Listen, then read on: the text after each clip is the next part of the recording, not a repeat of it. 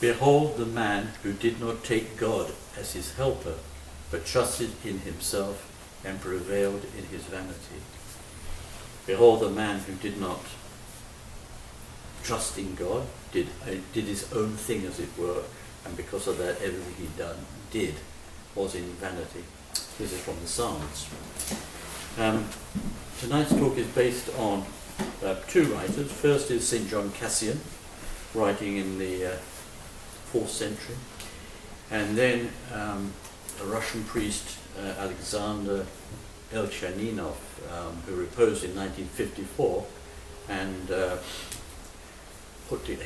when he died, his Matushka put his writings together as a diary. So it's not his diary as such, but it is his writings which he collected. And so I'm using the two authors, St. John Cassian, 4th century, and 20th century Father Alexander Elchaninov, a remarkable man. Just a little quick bio of him. He went through the revolution. He was a student during the revolution in 1917. He was very bright and very knowledgeable. In fact, he was allowed to attend the philosophical discussion groups in St. Petersburg at the time. He was the youngest member of this group of famous poets, philosophers, intellectuals. And then later, after the revolution, he moved to the Caucasus, and there he taught in a private school and became the headmaster of that school eventually, married. Some of his students from that school I met in England. They were old people, but I didn't know they were connected with him. I just read that recently. So that's interesting. And then he moved to south of France, and it's terrible really, because he died because of a botched operation. But that's God's providence. And anyway, we have his writings, which are very powerful and very beautiful, actually, writing. He's obviously a wonderful priest, parish priest. St. John talks about kenodoxia. Kenodoxia. Keno means empty, and doxia, you probably know the meaning, that means glory. Empty glory. Kenodoxia. Empty glory, we call it vanity, for a better word. And it's very subtle, it's very varied, it comes in so many different forms, and it's so subtle that we're not even aware of it. We don't even know that we are suffering from it, in many cases. It's not just spiritual vanity, but it's also carnal vanity. And for example, it wounds us, but we don't see it. For example, it wounds us in dress and appearance. So the way we dress, the way we appear, can be through vanity. I think there's always a degree of it anyway. I don't see how you can escape it really. So dress and appearance in bearing, the way you walk, the way you hold yourself, the way you present yourself. Some people are more obvious than others, and they feel they're important, so they tend to, I call it strutting, like a patuk, a cockerel walking about, showing off your feathers. And that's more obvious, that's very obvious, that's not subtle. We can be vain in speech, in our work. Spiritually, we can have kenodoxia, vanity, in keeping vigils. I think for most of us that doesn't apply, that's really for monastics. Unless you stay up all night praying, and then that's a vigil. In fasting, vanity in fasting, prayer, reading, silence, and it's getting even worse in the list, obedience. Very subtle, they don't see it, the obedience. Humility, that shocked me when I read that. To be vain through your humility. And long suffering. And the answer to this Well, yes, the main answer is to follow the royal path. Remember that? The royal path of being moderate, not to the right, to extremism, and not to the left, being lazy, not doing anything, sloth, lack of energy. So we have to follow the royal path. But you see, when we follow the royal path, we forget that we have to go through glory and dishonour. If you don't have dishonour in your life, you're not following the path. You have to have a bad reputation and a good reputation. I think we tend to think that once we trust in God's providence, everything's going to be really nice. We don't understand that we have to suffer temptation. Nobody wants to suffer temptation, but we have to, because that's a part of our cross, that is a part of purification. So on following the royal path, don't stray to the right, which is extremism, especially in church things and prayer and fasting. It can be an extreme. It really, the vanity will show up very clearly. The other side is being lazy, wanting an easy life. How does that affect vanity? Well, maybe we can discuss that later. But all these things, any virtue that we achieve on our path is destroyed by one single act, and it is called pride. We succumb to vanity through our successes and victories. And Galatians, St. Paul says to the Galatians, let us not desire vainglory. So let's be on our guard against it. It is varied, subtle, hardly noticed. So we really have to be alert and examine our lives. Am I suffering from vanity in what I'm doing? That doesn't mean to say one has to be negative. You can be positive without being vain. There's a story which I think is a bizarre story, which is told by St. John Cassian, that a certain elder went to visit another monk, and when he got to his cell, he could hear him chanting or reading, and he thought, oh, good, he's reading the Psalms, or he's reciting prayers, because they used to do things from memory. Very sort of read things, but they learned them, they memorized and so forth. And then he listened, and he heard the monk on the inside saying, all catechumens depart, let no catechumen remain. He thought, well, this is peculiar, what's he doing? So he knocked on the door, and the monk opened it, was a bit surprised to find somebody standing there. He said, were you listening? He said, oh yes, I especially when you dismiss the catechumens. Vainglory. He was pretending that he was at a liturgy. This is vainglory in our thinking. I think this is the most common form of it, in imagining things that don't actually exist. In a secular sense, one person dreams of success, say in a career that they're not even following or did not follow. So they said, well, if I had studied science, I would be a great scientist. Okay, they're not. So where's this coming from? Or if I was, a doctor, I studied medicine, I'd be one of the greatest doctors in the world. This is all in the mind. I think everybody's guilty of that to a certain degree. If I had done something else, I would have been. See, if you think about it, if I did another career than I'm doing, I'm going to be the best in it. Because there's nobody can stop you, can they? Because it's all in the mind. It's a dream, it's imagination. So that's a form of vanity. I've got here law as well. It doesn't matter what it is. Whatever I do, I will be great. And this leads to the final conflict, which is called pride. But St. John points out, though pride is the last on the list of vices, it's actually the origin of all of them. Of course it is. When you think about that pride was the downfall of Lucifer and the angels that followed him. It was pride.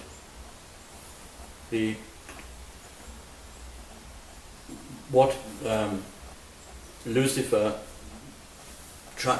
happened is that he was given great wisdom and beauty and splendor, and he began to think that this was by his own nature. by his own power, instead of realizing it came from God. And that also applies to us too, because anything, talents we have or gifts are given to us by God. But we tend to think, oh, well, I did it because I earned it, because I worked hard. You have to work hard in certain areas or you won't get anywhere. But still forgetting that the initial gift, because some people are better at other things than other people, this is a gift from God. But we tend to forget that. But we are aligning ourselves with Lucifer, with Satan, who thought he was equal to God because he believed in his own power. I put here a little mention here. Vanity and pride certainly tried the perfect, not us a lot, but the perfect. And think of St. Seraphim, when he was talking to an igumen, an abbot, and they were offering him a job to make him the igumen of another monastery. And he was listening, he was obviously very interested in it, but he heard some laughter. Only he heard it, and it was demonic. So he refused the promotion and stayed as he was. There's vanity coming in onto somebody who's a saint. But fortunately, he's realized that this would be a terrible temptation. How can it be a temptation to become an abbot? We don't know, of course. And so that can apply to many things. I've got here, Lucifer was splendid and beautiful, and he thought that this splendor and wisdom was by the power of his own nature. He relied on the power of free will and did not need God. And I have a quote here from Isaiah, who talks about this. He says, quotes, "I will ascend above the heights of the clouds. I will make myself like the Most High." This is coming from the devil. I had a friend, and it's sad actually because, he's still alive, a gifted musician. He sort of breathed music. He could compose. I knew him from the age of 15 until 20. That's the period I knew. And I was studying music. We were both actually students together. And but he was, he outshone everybody. He had a beautiful voice and he became a singer. That was his profession. Excellent pianist. Interesting because he had very short fingers, which is not a good sign for a pianist, but he could play incredibly. Speed. Composed music. He played the clarinet better than anybody I knew. Just music, Mr. Music Man, that's what I called him. And I contacted him about 3 years ago through Facebook. And in fact, he has some recitals on YouTube, and I found them recently. And this is magnificent voice. Not a good recording, but nevertheless. When I made contact with him, he was pleased, but when I said that I was a priest, he switched off. End of subject, because he never had any concept of God or any acceptance of God. This gift that he has is from God. This is sad. I pray for him. Maybe in the last days he will suddenly come to his senses and realize this is a gift. But, and when he dies, when he dies, of course, people will celebrate his life. Instead of a Christian burial, Christian funeral, they'll celebrate his life. The celebration of life as you descend into hell. It's terrible, isn't it? Anyway, I pray for him, and I'm saying this now on this talk tonight because I'm hoping he'll see it on YouTube. I'm going to challenge him. No, he's amazing person, and he's very kind. He's not haughty, he's not proud in the obvious sense. He's actually just not interested. It's not music, it doesn't exist. And that can apply to any career. Anything you're thinking of following, it can become idolatry. You become in love with yourself and how wonderful I am in my career. But you should be saying how wonderful these things are because God has supported me, has given me the gift. Thanks be to God. Slava Bogu. Behold the man who did not take God as his helper, but trusted in himself and prevailed in his vanity. Did not take God as his helper. We can do nothing without the help of God. And those who believe that they can attain to the highest good things, not bad things, the highest good without the protection and help of God are foolish. This, to me, is far more worrying that people are doing good works based on themselves instead of based on God, with God's help. But what collapses in your life through pride can rise again through humility. I have a quote here again from Isaiah. I will exalt my throne above the stars of God. The opposite of that is, learn from me, for I am meek and humble of heart. Christ answers Lucifer. I am not able to do anything, and I am not able to do anything of myself. So the original fall was pride. And St. John of the Ladder says that vanity, kenodoxia, leads to pride. I think that's obvious. And St. John says that it's like, St. John of the Ladder says that vanity is youth and pride is a mature man. I think that's much deeper than just the words. You have to think about that. Father Alexander Elchaninov, now moving into his commentary on this, he says, pride, self-esteem, vanity plus arrogance, they are indication of one thing, which is concentration on self, me. That's very difficult. How can we function every day if we don't think about ourselves?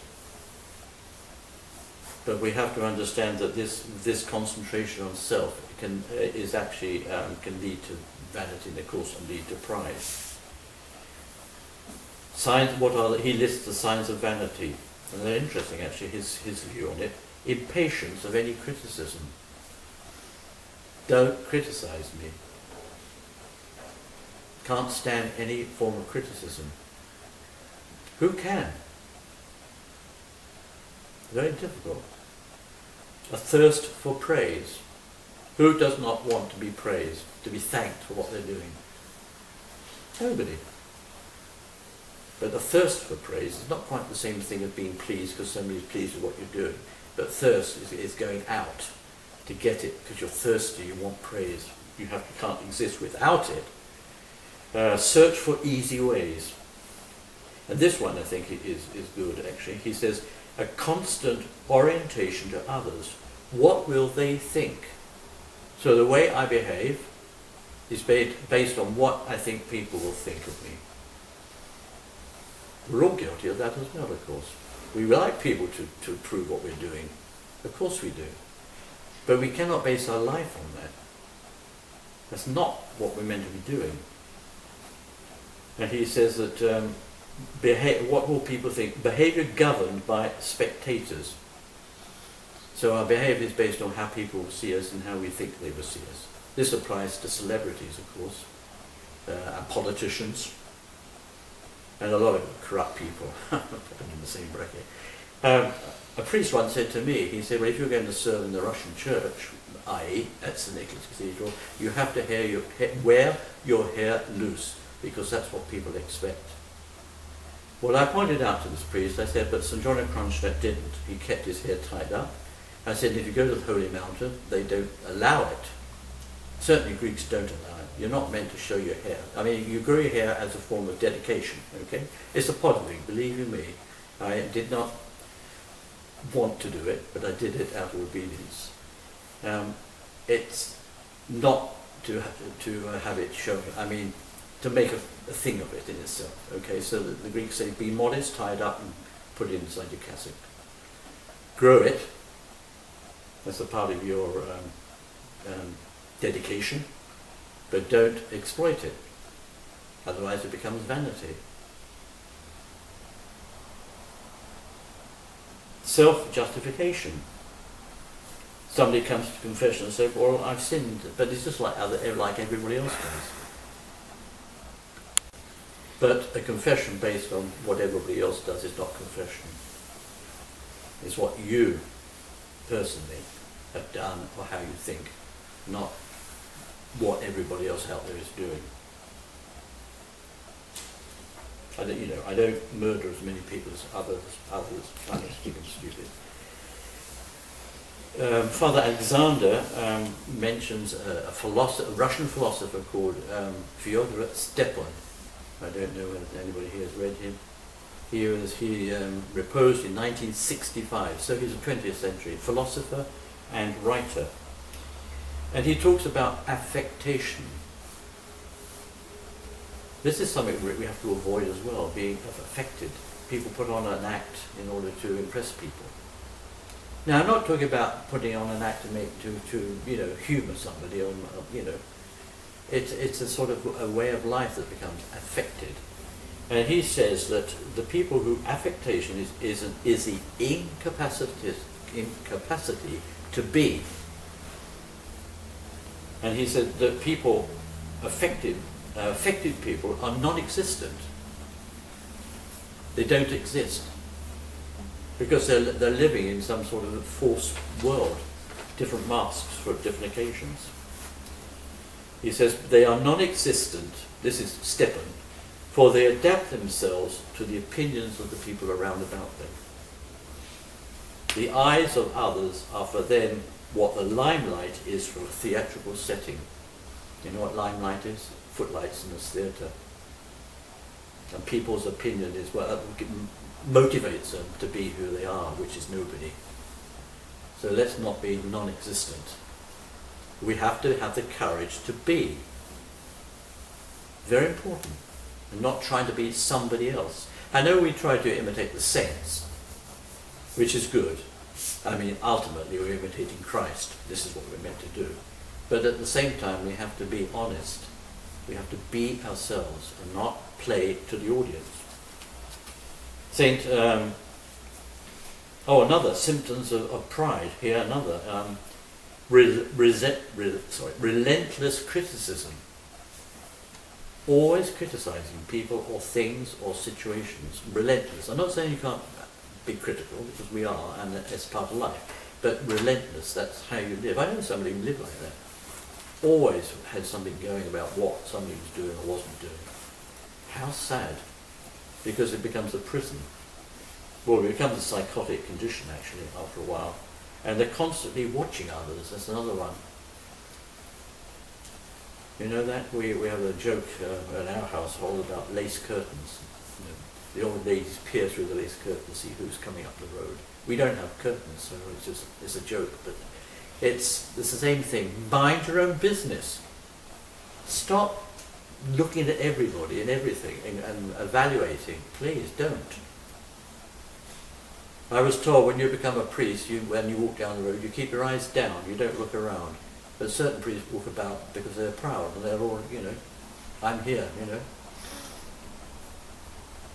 The village priest has his head down, and talking about Greek, this is Greek in particular, and doesn't look around. No, what's the word actually? Saint Simeon, the new theologian, says, if you suffer greatly when slighted or annoyed, you bear the ancient serpent in your bosom. Somebody says something to you and you get really upset inside, it means that the devil is inside you. There's very, very strict words coming from Saint Simeon. Saint Athanasius the Great says, a fall into self-lust, in other words, love of yourself, preferring contemplation of self to the contemplation of God. And we have a religion, it's called Buddhism, which is worship of self, because you are God. And everybody's God. Well, some people are more God than others, probably in reality, in real life. But yes, and yoga, it's not, as I said before, it's not just good exercise. And people say, well, I do it for health. I'm sure they mean what they say, but they don't understand that if by doing yoga, every position in yoga is a symbol of worship of demons, Hindu gods. It's the equivalent of prostrations, pakloni. We don't do prostrations for exercise. Well, we could, it wouldn't be a bad thing. But why do we do it? We venerate the icon, we do it in worship. And yoga is the same. Whatever exercise we do in yoga is an offering to the Hindu gods. It isn't just simply exercise. And the other one is meditation.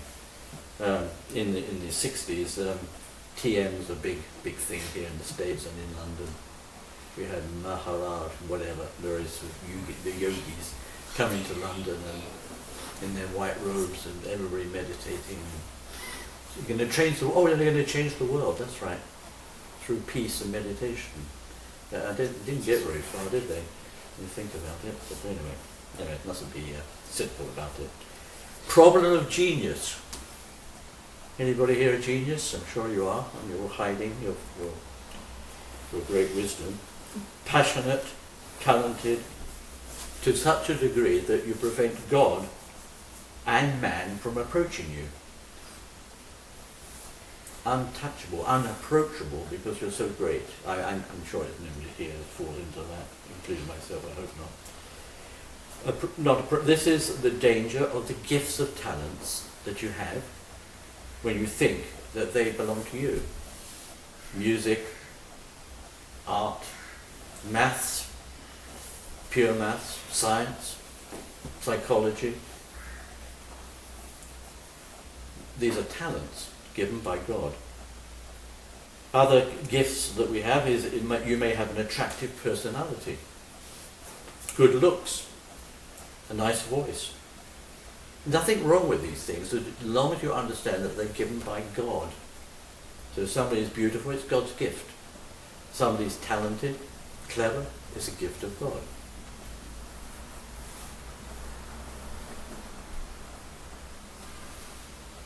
And this, without checking these things, we end up becoming self-centered. And Father Alexander, who studied psychology as well, said that this is a psychotic state of fixed ideas. It leads to persecution mania and megalomania. I was in Germany in 1966, 67, and I met this man who, I met a man through a British, what's it called? Sorry, I forget what. British Council.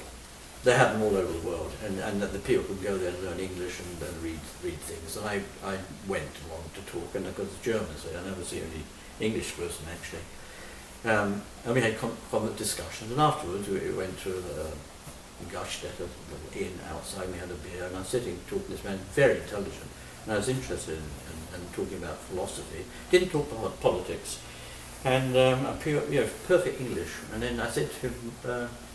I kind of mentioned, said, have you lived here long in this town? He says, no.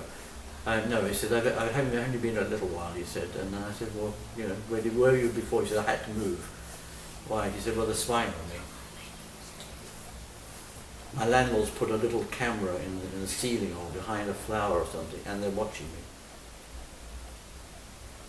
me. Yes, and this has happened. He'd moved everywhere.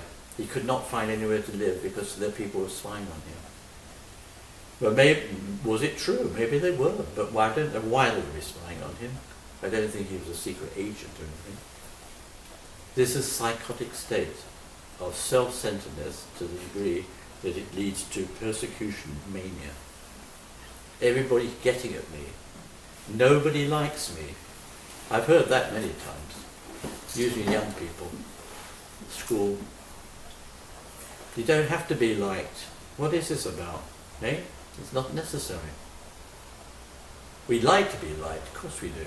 Everybody does. But if we're not, it doesn't matter. And in life, this is personal, a bit of advice to all of you, is that you only have, I would say, 3 friends in life. Everybody else is an acquaintance. Now, I hope this is not true in church. Actually, a bishop told me this. So, in other words, a true friend is very rare to find. Somebody that really loves you and will even die for you. Very special, and then not everybody's like that. Not everybody has to be like it. You can't like everybody, but you have to love people. We have to love our enemies. Well, let's start beginning with home first, because that's really the hardest place to love each other. But yes, it's wanting to be liked to the degree that it becomes a mania, an obsession. St. John of the Ladder, quote, "Pride is the extreme poverty of soul." That's sad, isn't it? Somebody who's a genius, like my friend, I don't name him, but amazing musician and singer, poverty of soul because of pride, because he believes in his own talent. Terrible. To be a genius, and yet totally godless. It doesn't make sense. It doesn't make sense to me. Psychologically, the proud man, this is from Father Elias, suffers from melancholy. That's the old word for depression. It used to be melancholy in my day. He suffers from darkness and sterility. That's not just sexual sterility, that's the brain and everything. Becomes totally sterile because of pride. And morally, suffers from solitude and isolation. Isolation, you become isolated because you can't reach anybody. And I think this is why there's a very high suicide rate these days. People are feeling isolated because they're brought up in school, right from kindergarten, on self-esteem. I am wonderful. This is so bad, it's terrible. You run a race and everybody wins. There's no competition because everybody has to be equal, which is a lie. We're not equal. Thank God we aren't. Some people are good at some things and some people like me are bad at other things. And that's life. So please, if you have your own children, do not bring them up into this false idea that they are the centre of the world and that everybody loves them, and then when they go into the real world, people don't even like them. What a shock, isn't it? Such a shock. The real world doesn't think you're a genius or wonderful. So don't let's spoil our kids by this. Love them, support them, but don't sow self-esteem, because it leads to isolation. Incapacity, incapable of having relationships, forming relationships. Very difficult. I've got here another quote. Unless the Lord build the house, that is your life, the labours in vain. It ain't going to work. But, ending on a good note, God desires, longs for our salvation. God wants our salvation. He loves us. He longs for it, to the degree that he took on human form and died for us. And don't ever think that you're on your own, because it's not true. You have God with you. And in church, we have each other. This is very strong. When we meet tonight like this is very strong for community and for each other. Behold, the man who did not take God as his helper, but trusted in himself and prevailed in his vanity.